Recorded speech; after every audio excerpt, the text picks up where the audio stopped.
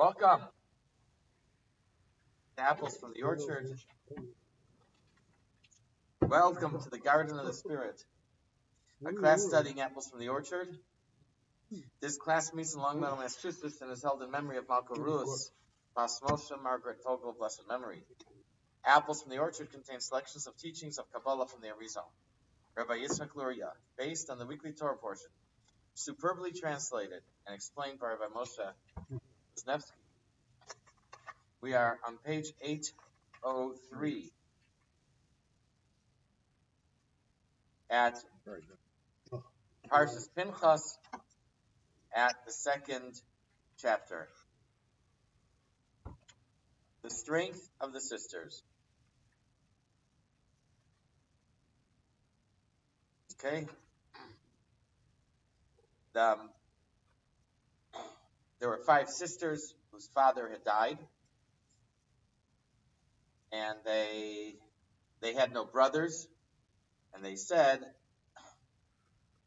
that they should inherit their father, since there are no sons. Okay, and Moshe went, he brought their case to Hashem, and Hashem said, Moshe, they are right, and taught us the laws of inheritance. Okay, Alan, ready? Sure. God exalts Lachad approached. In this parsha, Hashem gives the commandments regarding the division of the land of Israel among the tribes, clans, and families of the Jewish people. After hearing these commandments, 5 daughters of a man named Lachad, who had not had any sons, argued that they too deserved a portion of the land.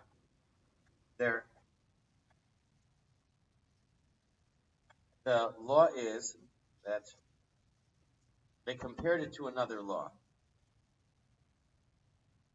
The law is that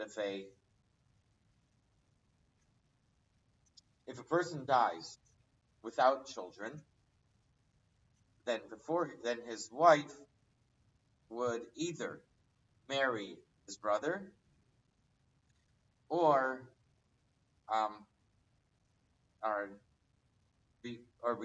be released from marrying one of the brothers through chalitza, the ceremony of chalitza, where she unties a shoe, removes a shoe, and spits next to him, and they have a special thing to read. So the girls said that if we're not considered children,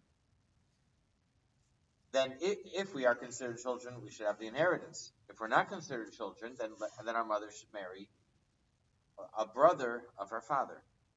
So they compared it to another law. Okay? Know that Lachad personified the source of the 5 states of Gevurah. This is alluded to by the fact that the letters of his name spell out the words for the shadow of fear, Tel Pachad. Fear is the emotion associated with the attribute of Gevurah. His 5 daughters personified the 5 states of Gevurah. As we have seen previously, there are 5 states of Gevurah in Bina and Das, which then become the Gevurah components of the 5 principal spheros of the emotions, Chesed to Hod. There are 5 states of Gevurah in Bina and Das. Then they become, from between Chesed and Hod, they are the Gevurah.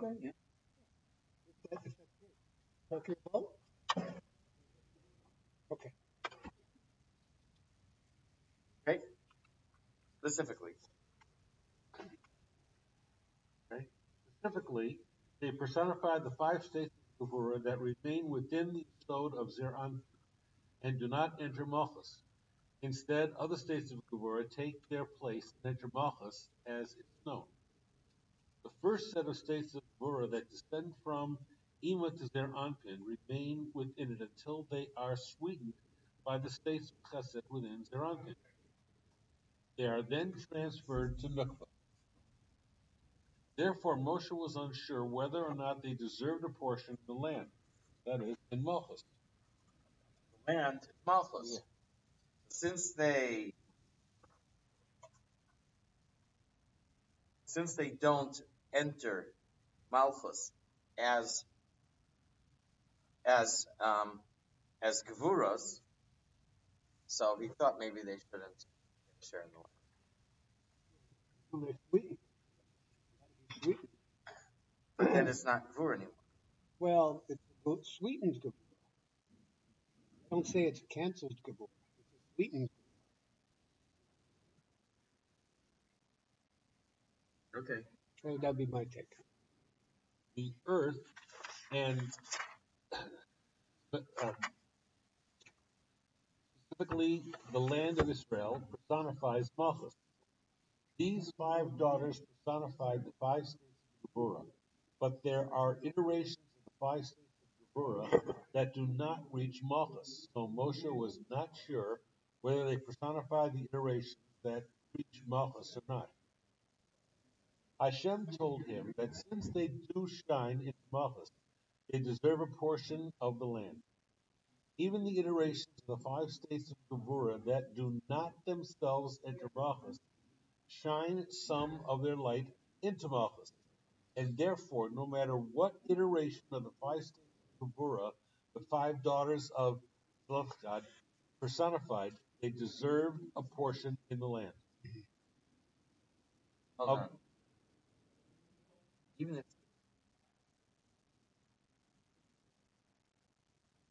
okay, that something does go into Malchus. Yeah.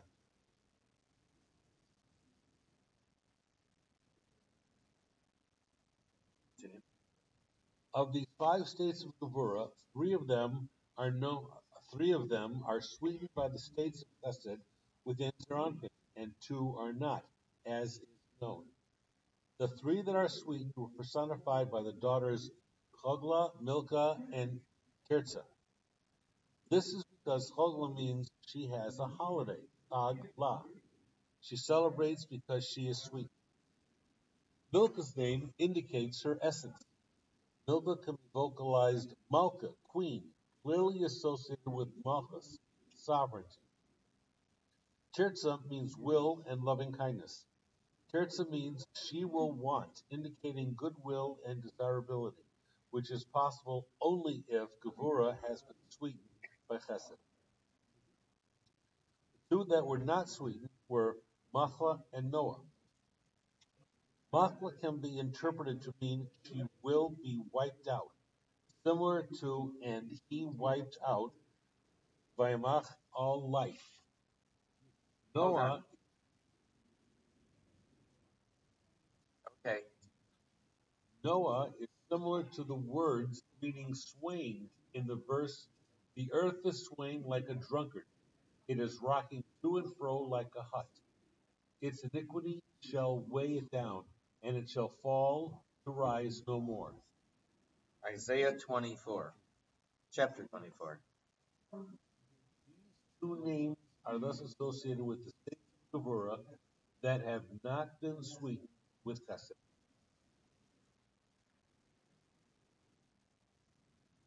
So the question is, if they reach Malchus or not, if they are the 5 iterations the 5 Gevuras that reach Malchus, 5 Gevuras that don't reach Malchus, this was what Moshe was wondering. And Hashem said something does get into Malchus, and we also saw that 3 of them did get sweetened, and 2 of them not. Cool. Okay, page 805, chapter 3. Earthly and heavenly unification.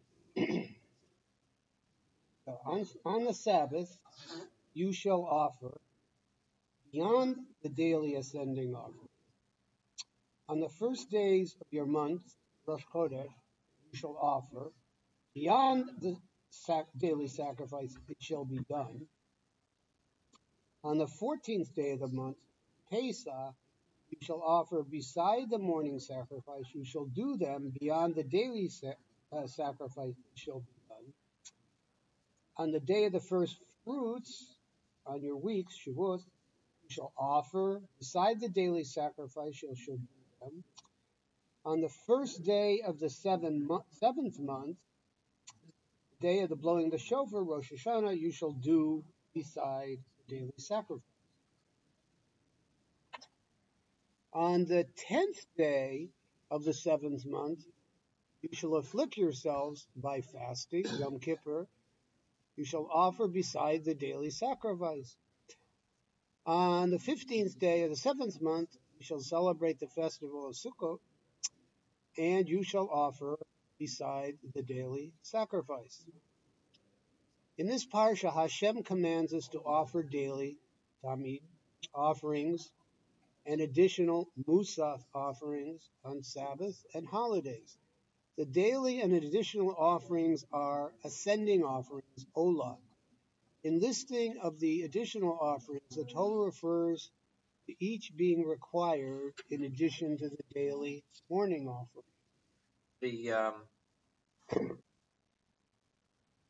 So the word for the offering is olah. Olah is, there are a few types of animal offerings. One of the most term commonly used in the Torah is the word olah. Olah just means it ascends. It's funny how we translate things. Usually we translate olah as a burnt offering. Ishay is burnt, but olah is all on the mizbeach. Nothing goes to the kohen. Nothing goes back to the owner. But the word olah just means that it ascends. The way korban doesn't mean sacrifice, doesn't mean offering. It means to come close. So sometimes it says al olah satamid, usually translated in addition to. But al means on. Like in English, if you say on top of this and on top of that, what you're really saying is in addition to, right? Yeah. On top of a suit, he bought a tie as well. You're saying in addition to. And that's kind of what the word al is. In other places, the Torah says the word milvad. Milvad means aside from, besides. So he's going to explain the differences. Okay, go ahead. The Torah refers to the additional sacrifices of the Sabbath, first day of the month, the festival of Matzos, Pesach, as being beyond, that is above, the daily ascending offering. It's implying that these sacrifices reach the highest of the highest levels of spirituality, as mentioned in the Zohar. So, the daily offering is already called an ascending offering. Do something above an ascending offering is the above of the above. Okay. So that's for Pesach. Okay. But with regard to Shavuos, the Torah refers to the additional offerings as being beside the daily ascending offering. It would seem that, contrary to this, it would be appropriate to refer to the day the Torah was given as being above the daily offering, since this day is surely the highest of the highest, more so than the first day of the month or Pesach.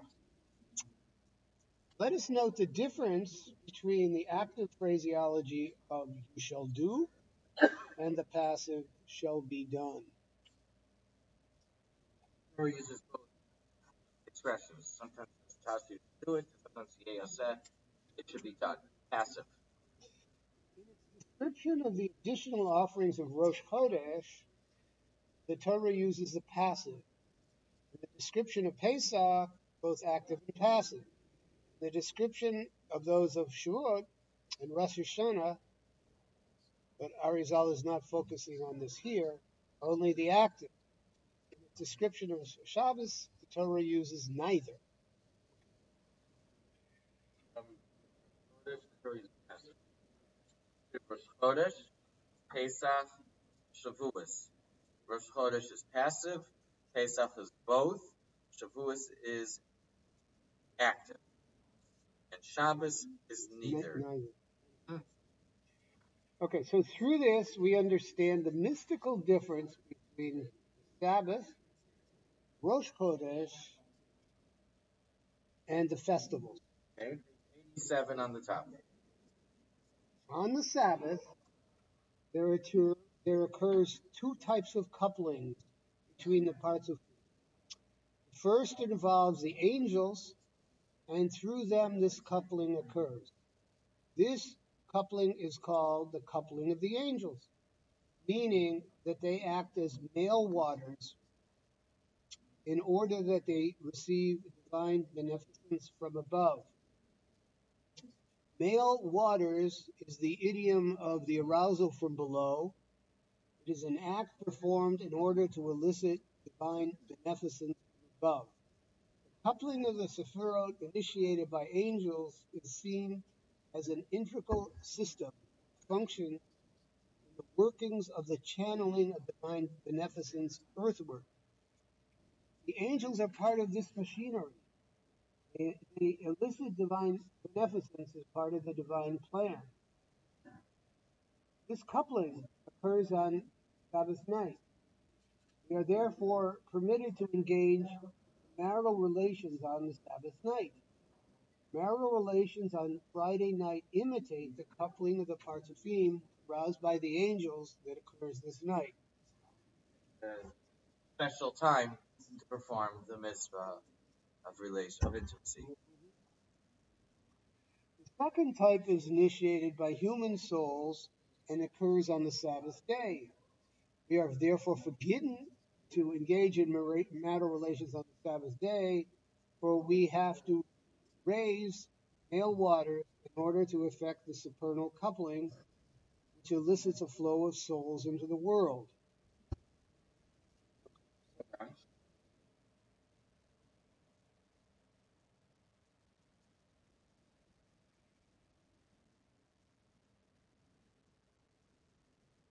Go ahead. Presumably, our marital relations can imitate a supernal coupling that is already occurring but not initiated. Since the Sephirotic coupling occurs anyway, thanks to the angels on Friday night, we can imitate it and we can channel it. But on the Sabbath day, it is up to us to initiate the supernal coupling. So we must focus on activity, prayer, Torah study that affect this union rather than channel it. Not simply channel the flow produced by the supernal union by engaging in marital union below, because without our actions, there is no union channel. So it says is that we can only be involved if it's already happening through the angels. If there's a coupling through the angels, then we can. But if there isn't a coupling from the angels, which has Shabbos during the day, then we cannot. I am confused here when he talks about male waters and female waters. I don't see female, female waters initiates male water. It's an arousal from below. But he said before that male waters is the idiom used for arousal from below. I thought that's female waters. Male waters is the idiom used for arousal from below. It doesn't sound, I don't understand that. It doesn't sound right. And later, it says, male waters become aroused from female waters below. I think that's a better way of saying it, because the male waters become aroused from below. In other words, they become aroused from the female waters below. I think he's missing that piece of it. In other words, male waters become aroused through the rising we learned of the female waters. I'm confused by that.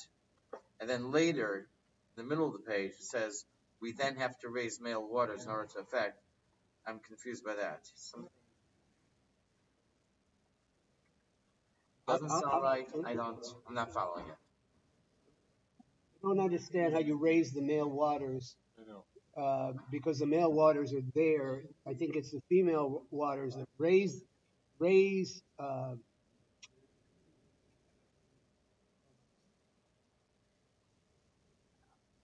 They're aroused, but they're already up there. The female waters arouse the male. So the language is funny. It's funny. It's funny. I do respect it. I'm not. Don't think it makes a lot. Anyway, presumably, all right. So these two couplings.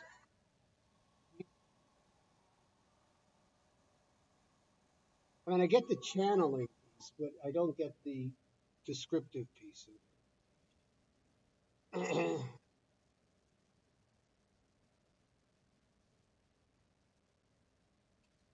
Okay. These two couplings occur through Yaakov and Joseph, right, as mentioned in the Zohar.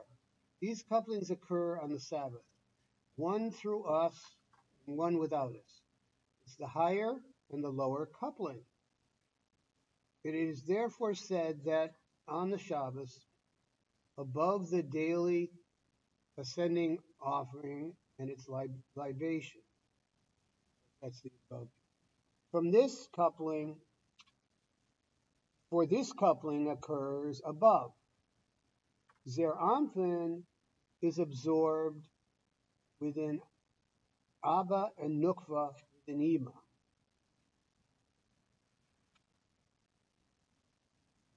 There are two couplings that can occur. One is in reason, or rational, and that's Chachma and Bina. And then the second occurs within the emotions, Za and Nukva. On Shabbos, Ze'er Anpin, the male of emotions, is absorbed in Abba. Nukva, the female of emotions, is absorbed within Ima. And so both of them rise up.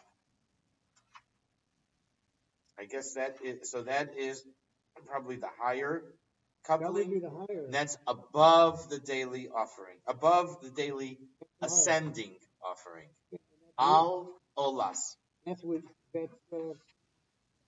That's a coupling with Abba and Ima, where Zeranpin is absorbed with Abba and Nukva is absorbed with Ima. Yes. So we had that with the higher, a month or two ago that everything moves up, and we had Abba and Ima coupling always in Atzilus. Yes. It's always coupling.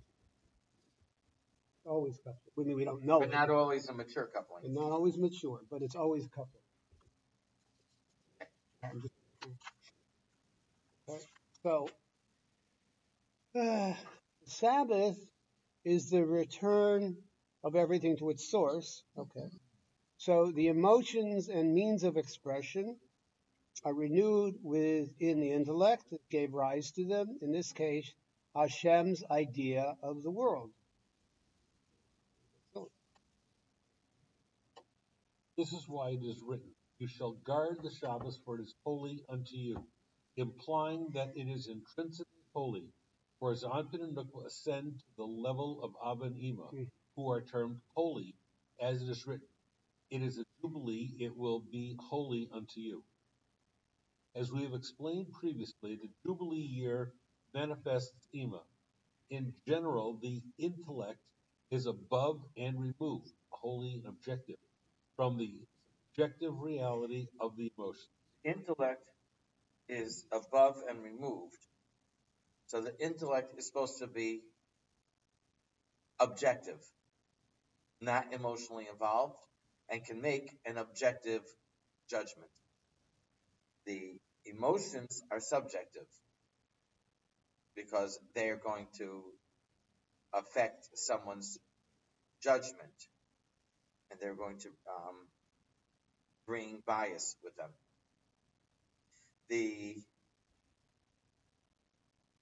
He says here, the Shabbos is holy unto you, implying that it's intrinsically holy. The Shabbos is scheduled by day of the week. So after the first week of creation, we count 6 days. The seventh day is Shabbos. Ready or not, like it or not, the seventh day is Shabbos.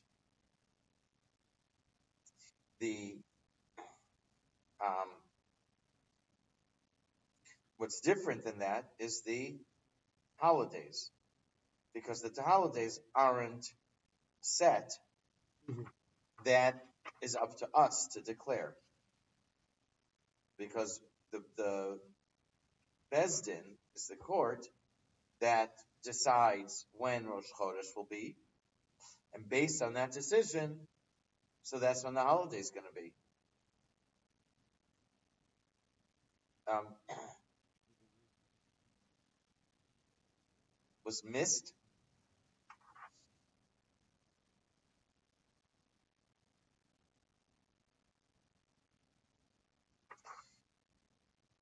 Not that I'm aware of, however.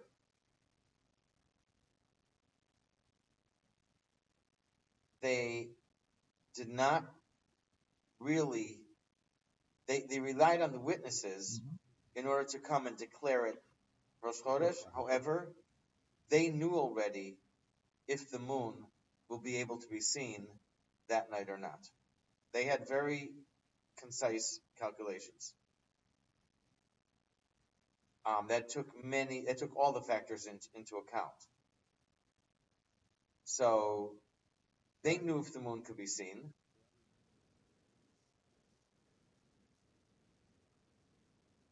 Well, so what happened was, they would wait for the witnesses, but they were looking at the next month. They were looking ahead to the next month, and they would know that whichever day is Rosh Chodesh, a month later, that Rosh Chodesh would be either on the 30th or the 31st day. So that if they wait an extra day or two, then a month later, on the 29th day, the witnesses could come and say, we saw the moon. And instead of having a 29-day month, you're going to have a 28th-day month. It's going to be really bad news. Makes them look very foolish. So they were always looking ahead 1 month later that Rosh Chodesh should be either on the 30th or the 31st. That this month will have 29 days or 30 days. It could happen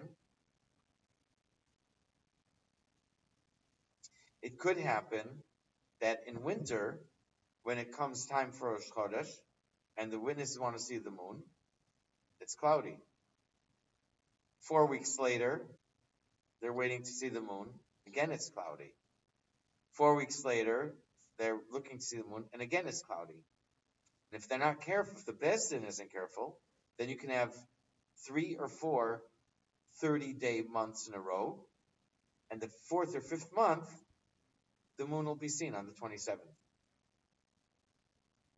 So they had the calculations all planned around this. It's not simple math; it's complicated. But they were able to sure. And they do have authority to override the witnesses and to declare as chodesh when they want. And even if for whatever reason they declare the wrong day Rosh Chodesh, Hashem follows. If they make a mistake, if they do it by accident, or even if they do it intentionally for whatever reason, Hashem follows their lead. They do have the authority for that. So that if one guy knows that they made a mistake or they did something wrong intentionally, and says, you know what, Yom Kippur, they say Yom Kippur's Monday, but I know it's really Tuesday. So I'm going to keep it Tuesday. It doesn't work. Whatever they declare, that's it. They have that authority. And then the holidays are set according to what they determine. So the Shabbos is holy intrinsically. It's automatically. But the holidays, we declare them holy by setting the calendar.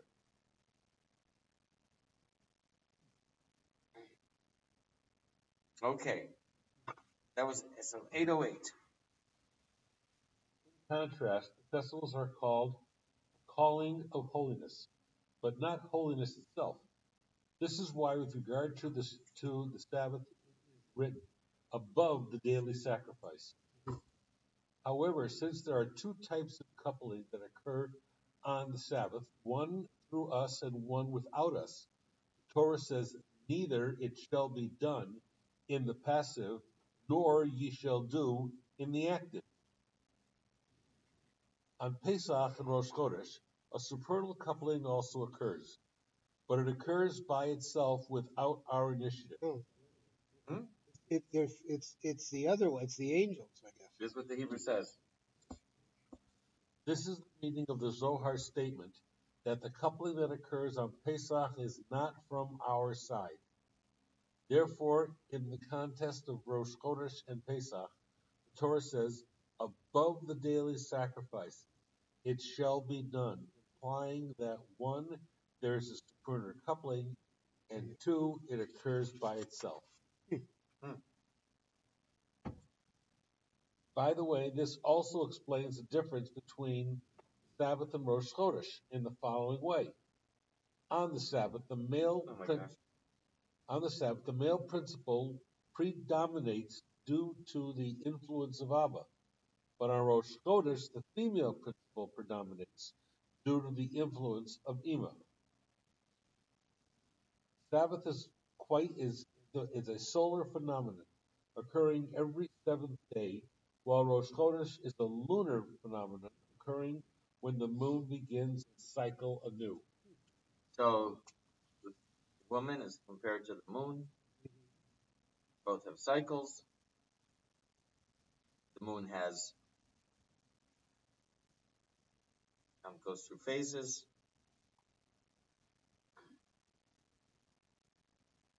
So the women Israel is considered like the moon as well. Israel, B'nai Israel. Yeah. Yep. Very old. That was close. Okay, 809. This alluded to the verse. The gate of the inner courtyard of the temple will be closed during the 6 days of the work week, but on the Sabbath day it shall be opened, and on the day of the new moon it shall be opened. We see first in this verse the name Havaya written in order in the context of the Sabbath, in the initials of the words, days of the work week, but on the Sabbath day. Oh, wow. The initials. These words read, Yeni Amase,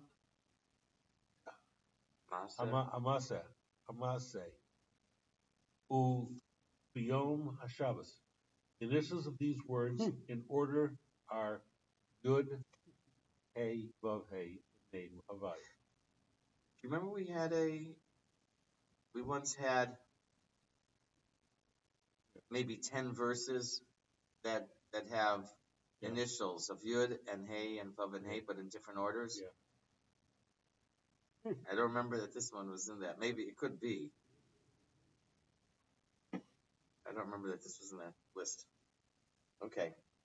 In the name Havaya, written normally, the male letters Yud and Vav overpower the female letters Hey and Hey. The 4 letters of the name Havaya are associated with the 4 parsufim, Abba, Ima, Zer, Anpin, and Nukva, respectively. Thus, Yud and the Vav are male letters, while the 2 Heys are female letters. In the 2 couples, Yud Hey and Vav Hey, the male principle precedes and therefore dominates the female principle. In the first set, Yud and then Hey. So the Yud is the male principle. Vav and then Hey, Vav is the male principle. The Yud is for Chachma, and the Vav is for Zah. But in the context of Rosh Chodesh, it is written, the Sabbath shall be opened, and on the day of the new month. That was that verse from Ezekiel, Yechezkel. The initials of these words also spell the name Havaya. but with the first Hey, which is Ima, ruling over the Yud, which is Abba. These words read Shabbos Yipatech Uviom HaChodesh. Initials of these words are Hey Yud Vav Hey. This is the name Havaya with the first two letters reversed, indicating the ascendancy of the female Ima over the male Abba, returning to the main train of thought. On Shavuos, marital relations are forbidden both by day and by night, as Rabbi Shimon Bar Yochai states in the Zohar, that we must stay up the whole night of Shavuos learning the Torah. This is because on the night of Shavuos, we are preparing ornaments for the matron. The Torah was given in the early morning. Hashem had to wake us up to give us the Torah, and this is seen as a sign of disrespect for the divine gift. In order to rectify this error, it is customary to stay up the night of Shavuos learning Torah, in anticipation of the annually repeated revelation that occurs in the early morning. A more mystical reason for this custom is the one mentioned here. We must prepare the ornaments for the matron or bride. The giving of the Torah is the marriage between Hashem, the groom, and the Jewish people, the bride. The flow of the Torah's divine insight and wisdom from Hashem to us being analogous to the flow of vital seed from the groom to the bride on the wedding night. It is stated in the Zohar that Hashem prepared Eve for her wedding with Adam by adorning her with 24 ornaments. The numerical value of the word "and he brought her" Vayaviecha to Adam is 24. One moment. There are. One moment. Oh, okay. He's going to mention in a few soon. The primordial snake contaminated her with 24 types of venom. The word "and I shall place enmity between you and me, and you and her" is Hashem's curse of the snake. And Hashem's curse of the snake is spelled out with the same letters as the word for "and he brought her." And its numerical value is therefore also 24. When we received the Torah on Har Sinai, we were purified from the defilement of the snake, the fallen consciousness of self-orientation, and the 24 ornaments were restored to us, the new Chava. The same word appears as initials of key phrases in the passage describing how these 24 ornaments were restored. The same word appears as phrases? Oh my gosh. So I guess if you look at the giving of the Torah, it appears to say that if you look at the giving of the Torah, you'll find the initials of key phrases are Vav, Aleph, Yud, Vez, Hey. Not necessarily in that order. Enmity and and he brought her, it's the same letters. Scrambled. Oh my gosh. Okay. The 24 ornaments are listed in Isaiah 3:18-24. These 24 ornaments are manifest of the 24 books of the Bible, 5 books of Moshe, the 7 books of prophets, and the 9 books of the writings.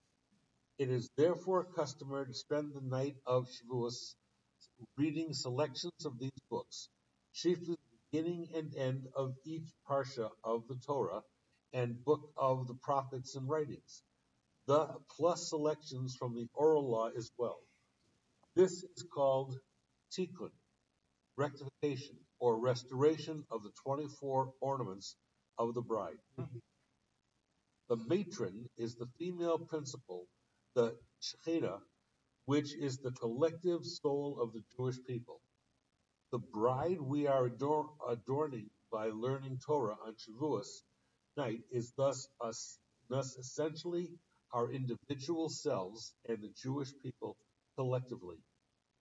Since we are busy with the workings of the supernal coupling on Shavuos night, marital relations are forbidden to us. The Torah, we have 24 books of the Torah that are the 5 books of Moshe, Bereshis, Shmos, Vayikra, Bamidbar, Dvarim. Then we have the books of prophets, Yehoshua, then Shoftim, Judges. Shmuel is one book, and Kings is one book. And then we have Yeshaya, Yirmiyah, Yecheskel, and the 12 minor prophets, one book. Then we have in the Ksuvim, in the writings, Tilam, Eov, and so on. Ezra and Nehemiah are considered one book, and the Chronicles are also considered one book. The fact that Shmuel is two books, and Kings, Malachim are 2 books, and Chronicles are 2 books, those, if I'm not mistaken, those are all non-Jewish scholars, the ones who divided the Torah into chapters. Chapters is not a Jewish idea. It's the non-Jewish scholars who divided the Torah into chapters, and when they printed the books of Chumash around the year 1500, they asked if it was okay to print with chapters, and the rabbis at that time said it's okay. So that's how it came into our studies, to our books as well. But really, Shmuel and Shoftim are each one book. Shmuel and Malachim, the Kings, are each one book, and the others also that I mentioned.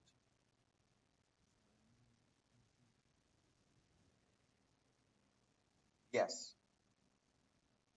What's the origin of the Septuagint? There were 70 rabbis, translated Torah into Greek. Each one thought they were the only ones doing that, and it was, and they were all identical. There's changes that they made. Yeah, and they were all identical. But I'm not sure if we have that anymore.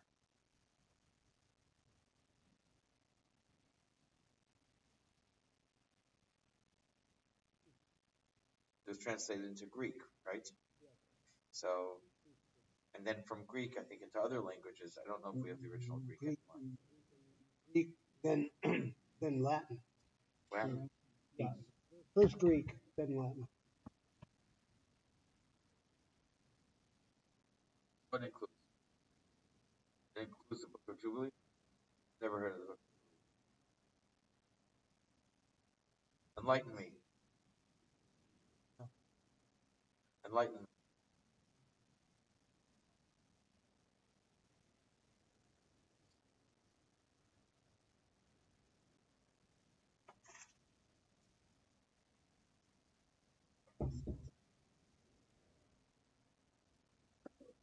They included it in the Septuagint?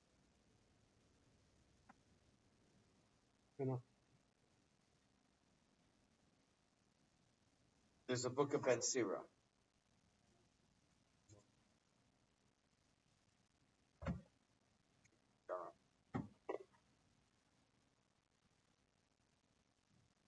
Okay.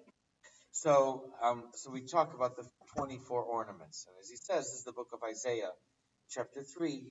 He mentions specifically the 24 ornaments that are there. Yes, go ahead. But on Shavuos, the Ramban is not rectified by us, but rather by Ima. As it is written, the crown his mother Ima crowned him with on the day of his wedding. That is from Song of Songs, chapter 3.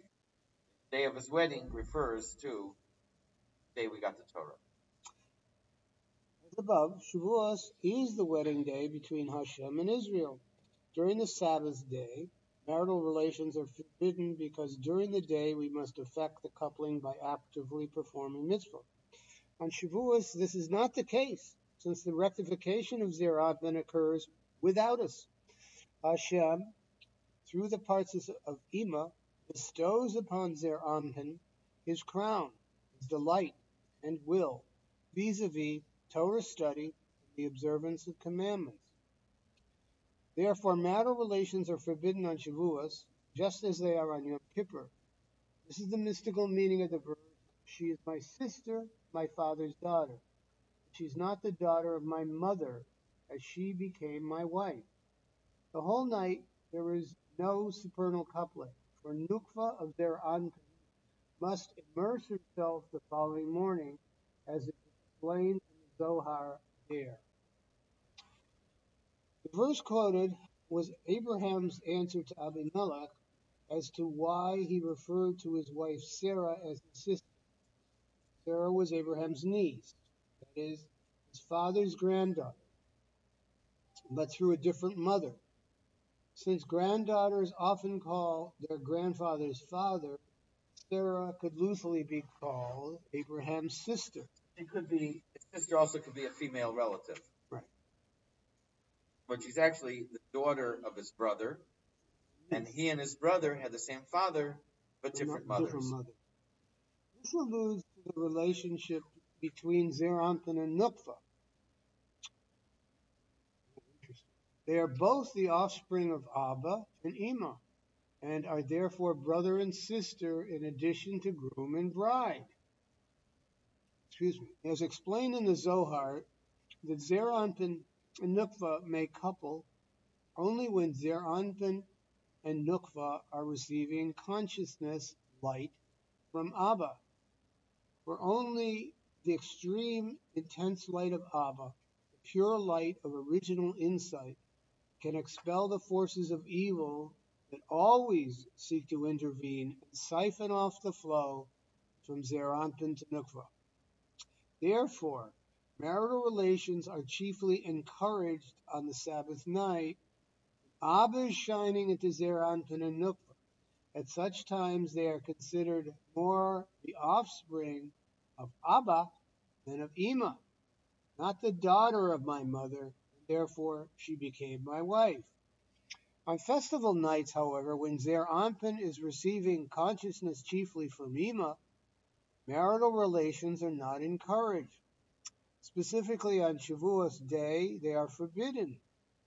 For on Shavuos, Zeir Anpin is receiving chiefly from Ima, as the Torah, Hashem's intellect, is being given over to Israel.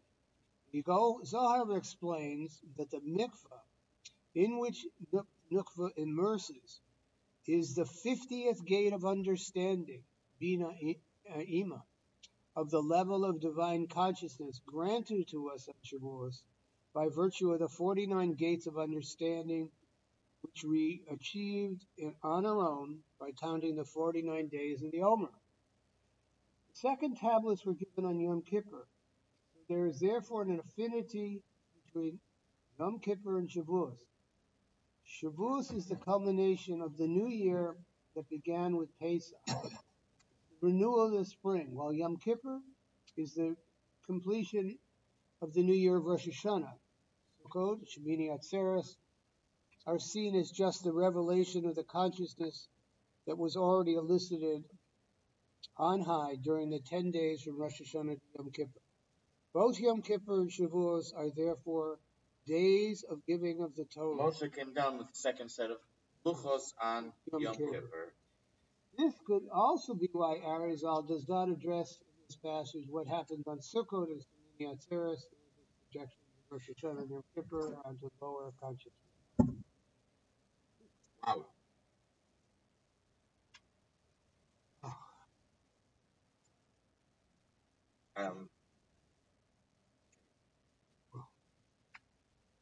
All right.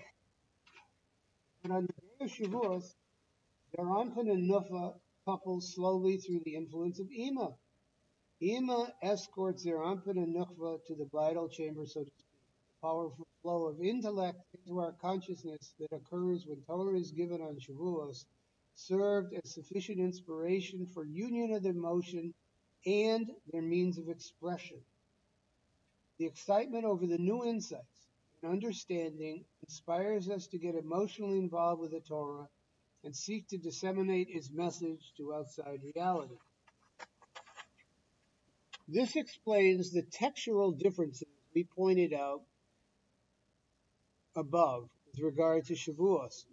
For since the coupling of Zer Anpin and Nukva occurs because of Ima, not Amma, it is not written above the daily offering. Beside this.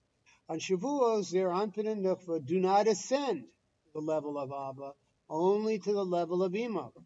They are thus above their normal level, and therefore Musaf offerings are ascending Ola offerings, but not above the above, that is Ola. And because we prepare the matron by night, it is written, you shall do, in the active defense sense, we effect rectification.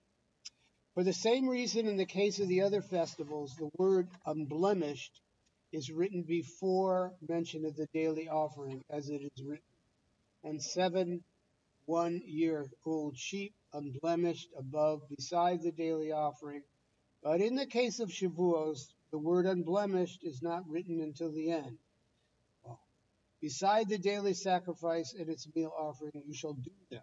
It will be unblemished for you, their libations. This is because they are not unblemished and completed until after we rectify the matron, and she immerses in the morning. We rectify the matron through studying Torah all night. Right. Only after this are they perfected and fully rectified. It is therefore written, first you shall do, and only after that unblemished.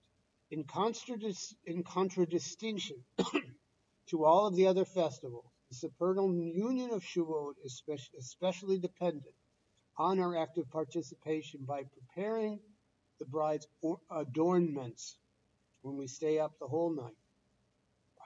Wow. It all fits. It all fits. For Shavuos,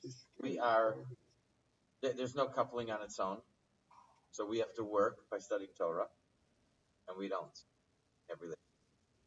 On Shabbos, the coupling happens on its own, so therefore it's okay for us to imitate that.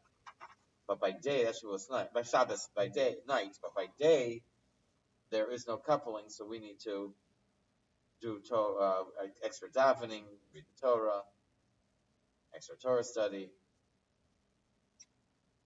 And having the unification. And what? And on Rosh Chodesh, it is reflective of the female.